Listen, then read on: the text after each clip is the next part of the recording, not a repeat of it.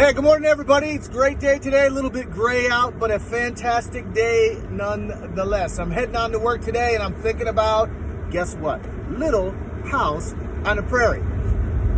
Now, before I get into all that, I want to tell you, I hope you have a great day today, and that something else happens great to you today because you are amazing.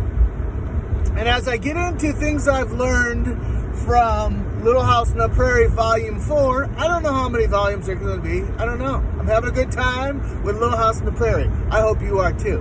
However, Volume 4 today is about Pa Ingalls again. Yesterday I talked a little bit about how he was a sensitive guy and that he would frequently cry man tears of joy or of sorrow or even of empathy for someone else, which I find a point of strength and awesomeness. But I also love the fact that Pa Ingalls was a well-rounded person. Yes, he was sensitive.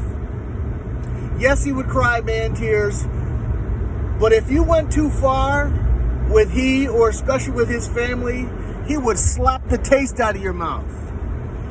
In the words of the illustrious Fred Sanford, he would give you 5 across your lip.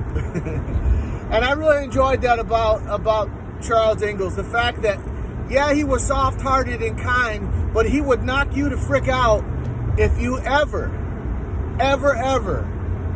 crossed his family, criticized his God in a way that was inappropriate, touched his wife. There's 2 episodes I remember growing up where I was like, whoa, Pa Ingalls.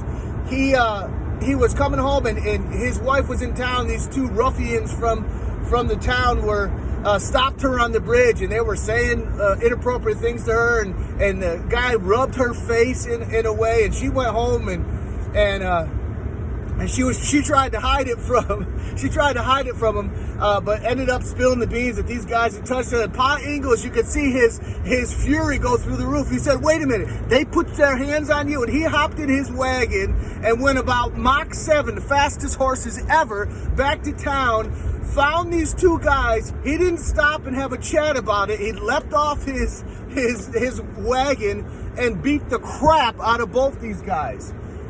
And it was a lesson. Don't ever put your hands on my wife in a way.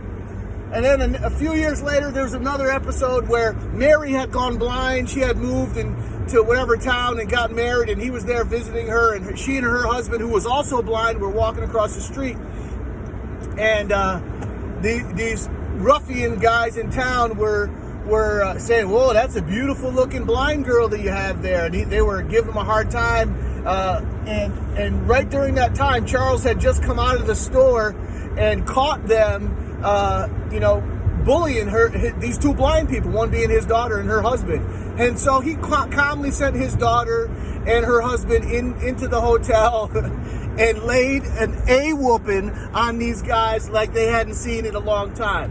And I really love this because it was a well-rounded view of a guy who would cry with you, come alongside you, but there was never any question. Just because he hasn't beat the crap out of you doesn't mean that he can. And I love a guy who's willing to go to bat when he has to, not just random acts of violence. Go to bat when he has to protect the honor of his wife and his kids and to protect those around him in a loving but sometimes super harsh way.